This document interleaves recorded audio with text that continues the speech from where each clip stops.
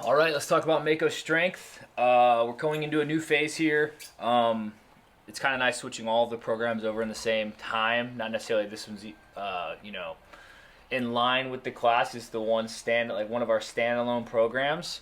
But really excited about what we've learned in the first two blocks of programming, and then what we're planning on doing here. I think is going to be pretty unique because I feel like this Mako strength program is almost like our Mako athletic program, or it's like our very like sports development type program. Yeah, it's the first two cycles were kind of like working out the kinks, seeing what we couldn't do with the group we had starting to get doing it, and now that we've kind of established that base, we know what we can do, and this block's gonna be pretty fun. Yeah, everyone seems to be crushing it, getting after it.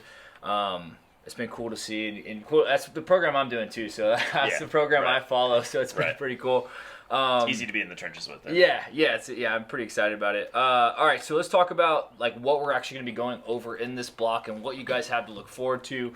Let's start out with like what's the main focuses on, like, and let's talk big picture like days. We have, what are we going to be doing? Yeah, so obviously with the big emphasis just being hey, we're trying to get strong here. We're going to put a bigger emphasis on doing some true rep maxes and in the big list, the back squat and the bench press. So we've laid the foundation with the bench press. We will be going to more of like a descending rep. Big picture, we're going like 3, 2, 1 rep maxes over a 4-week period, trying to establish that first 1 rep max within the program that we've been writing. And kind of same idea with the back squat. I'm going to be doing some stuff with eccentrics and tempos as well. Like we talked about with the class with the back squat specifically, but we're just trying to get strong, dude. We're going. Yeah, so we hit that max effort day. So on that max effort day, we'll be pushing heavy weights, and the whole day will be heavy. So like just to kind of walk you guys through it is like heavy back squats followed by some deficit deadlifts in this block. And then we roll into like some kettlebell front squat, like time under tension type stuff, and then sled sprints and bike sled and bike sprints for conditioning. So simple, easy, devastating conditioning. Yeah, very power driven day. So we're going max intensity, max speed. We're getting after it. Okay, so that's one of the days. What's the other base day? So we need to build max. We got max strength. We're gonna look at max speed. Yeah. So the dynamic days. So you've got your max effort day. Kind of what I just talked about with hey, we're going for some really heavy, the most weight possible. Almost the complete opposite. We're trying to go lighter, but trying to move as explosively and fast as possible. So you may be a little grindy and tough on the Monday, but we're trying to be looking bouncy and looking fast on those dynamic days where you're really just trying to move as fast as possible. Yeah, so on that, so for that, like, we're going to be doing, on our lower body day, we'll be doing squatting. Yep. Right? And then the second movement, though, that we're going to be introducing this go-around that we haven't done yet is the power clean. Yeah, obviously, right? I'm excited to see that one come in. And I think we put those couple days in this last week in the deload week, and I've already talked to most of you guys that did the program. Everybody was excited to see that power clean show up. And I think everybody was happy with some of the numbers they saw without really having trained the power clean at all. Right? At all. Zero training on the power clean. Yeah. So that'll be fun to put in. But that's. It's a very fast, explosive movement, so it fits into that day perfectly. And for the pause for the train, or pause for the plane. Again. So the other thing we'll be doing is we'll be doing muscle cleans and some plyometric work, which we haven't done yet either. So we plan on like pairing like some straight up high hang muscle cleans with some box jumps. And just kind of talk about what you need to focus on during that piece. Yeah, it's really the power clean or the muscle clean in that case. We're trying to kind of potentiate the jump. So that's something where we want it to be heavy and tough, but you really want to emphasize that drive with your legs and feeling that bar moving from the drive from your legs. So that way, when you turn around and go right to the box for those couple box jumps, that you already are feeling that, like, hey, I know how to be springy, I know how to drive, I know what that's going to feel like, and then you're floating on the box jumps. Right, so it's going to be cool. It's going to, like, start teach people how to jump, teach people how to explode, so you must get that, like, max explosion into it. Don't go too heavy there. Make sure your jumps. Don't turn this into a reverse barbell curl. Yeah, the jumps are standing, so you're going to be standing, or we're calling them tall box jumps. So you're going to be standing there. There's no jump in or step into it. It's just going to be driving up and really using that leg drive. And I'm pretty excited about training that. Now, other things on these dynamic days, these are larger conditioning days. So for the upper body day, after we do some speed benching, we do some pressing, we're going to be doing high volume, like muscular endurance gymnastics. So we're looking at push-ups, ring rows, pull-ups, burpees, strict dips, handstand push-ups. I mean, we're doing all of those things on that day and using our gymnastics as a muscular endurance and even hypertrophy work. Yeah, that's like sets to max, like sets to failure. Yeah, 40 seconds of movement, minutes of AMRAPs. Yeah, EMOMs, AMRAPs, like that's gonna be very dense. Yeah, grindy. It's not like hard breathing work. Now some of those days we'll mix that in, just based on like what the flow of the day before was. Excuse me. But that's gonna be kind of cool to get into, is actually pushing some high volume gymnastics. The other thing that we have in this is going to be we'll be doing our conditioning work again, but I think I'm more excited about the conditioning work this time because we've wrote more detail into it. So the first big change in this conditioning work is going to be that mixed modality aerobic work, which is basically another fancy word of saying like it's like CrossFit style workout, but it's almost like practicing a CrossFit workout. So like it's like on the minute, a very moderate set of something should be done at a high level, and then you're just moving to the next one, and the whole goal is just to keep the heart rate elevated, but you shouldn't be redlining during this workout. You should be moving very smooth.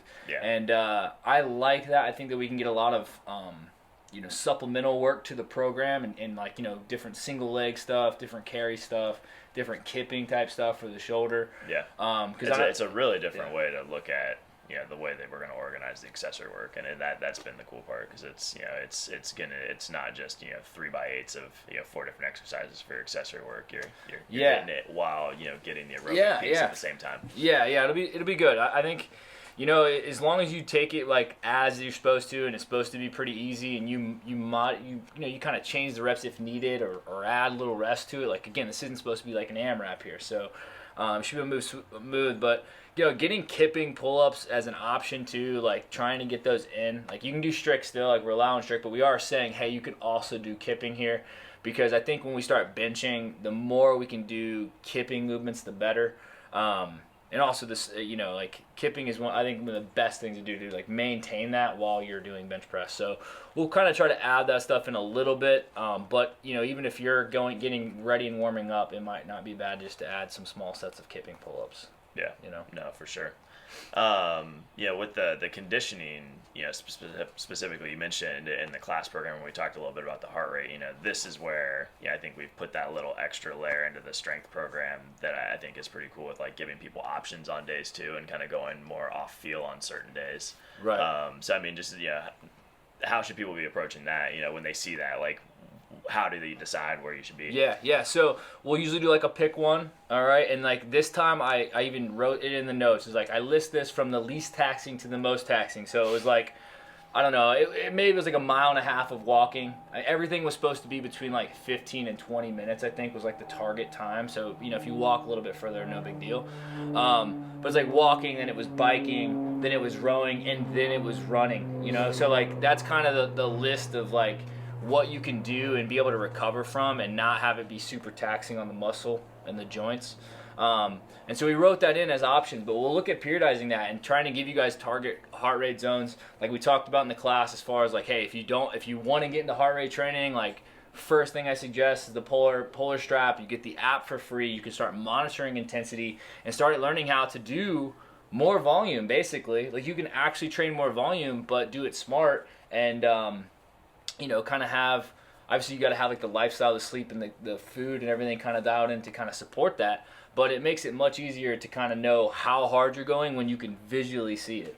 I mean, for me, I was going too hard all the time. So like I go for an hour-long run, I was just peaking out and just like redlining basically every time I go run an hour. Holding 90%. Yeah, just holding it. Yeah, heart rate's up there. Like, and so now instead of running like for distance, I run for like time and heart rate. So it's like time and heart rate, spin and heart rate zone. So it's definitely a way to build your aerobic base, and that's the big thing here. Is like if you do learn to use your heart rate monitor, you can do a lot of conditioning on top of strength training and still get stronger. Yeah. Because again, our strength program is a strength program, but we're not biasing strength to the point where you know, it's like the only thing we're doing. Right, you're not sacrificing the other, you know, health factors to yeah, to get, you know, to get I've been, there. you know, watching, you know, strength athletes do the Open this year, and I've been happy with it. I've been like, hey, you know, like I was talking to Seth about it, you know, and he was like, kind of, you know, he was unsure about his performance. I was like, dude, you crushed it. That was a ton of volume, and like literally the only reason why you ended up kind of slowing down was you didn't do that specific type of volume. You should feel pretty good about like your cardio though, you know, and your muscular endurance too. Right. Because he's able to do it. But you know, at a certain point, like if you're not doing 150 doubles or, you know, dumbbell snatches and you know, 75 burpees, that's just a lot of volume. Yeah, yeah, for anybody. Yeah, for anybody. So so those are, so we'll have that like that mixed, you know, that mixed CrossFit practice is what I will call it, or like just accessory work. We'll have those like pure monostructural pieces, and then we're going to be doing power work. So, I mean, this is to include and not be limited to, you know, sled sprints, bike sprints. That could even have like some burpee pairings or power clean, touch and go reps, like things like that. But the whole thing is we're going to be pushing effort into sometimes maybe 30 seconds, sometimes maybe 10 seconds if it's pure monostructural. We did that a lot in the last group, so now we're trying to kind of go a little bit longer, like 20 to 30 seconds, up to like a minute, you know, of like hard intensity, you know, followed by ample rest. And so we're really building like, it's like a CrossFit football almost type training, like power athletes. Man, bring those days back. Yeah, get after it. Yeah, John Warborn. Yeah, dude. Do you know what he does at all anymore? Yeah, he runs programs on I think one of the platforms. He has a bunch of them though. Yeah, that's all he does. Yeah, I remember like scouring those all the time when we first started doing CrossFit. Hey, my claim to fame is making it to the CrossFit Games, basically doing CrossFit football. It's like every workout we wrote was like heavy and just like sucked. Yeah, like, you know. Absolutely. Luckily, that's how Roga programmed it that year. Yep, worked out. Yeah. So guys, if you have any questions on this, again, we're getting a little bit more advanced into this training block. If you're interested in the strength, you know, let us know. If you're in it already, let us know how it's going. If you're interested in getting signed up or joining the strength program, talk to Aaron or myself. We'll get you set up. Even if you got to the point where you're like, hey, I'm not actually ready for all of that, well, guess what? We already have our base block 1 and 2 that everyone already went through that you could even start at. And you would be roughly doing the same type of movements each day, so you might still be squatting while everybody else is squatting, but you would be set up in a position to you know, really build the base of the barbell or the bench presses specifically, and you know, transition to everything else a lot easier. Yeah, no, absolutely. And you know, that's just, you know, depending on where you're at. Yeah, so that's just a conversation with us to figure out what's going to work best. Yep. All right, guys. Summer's around the corner. Let's get after it.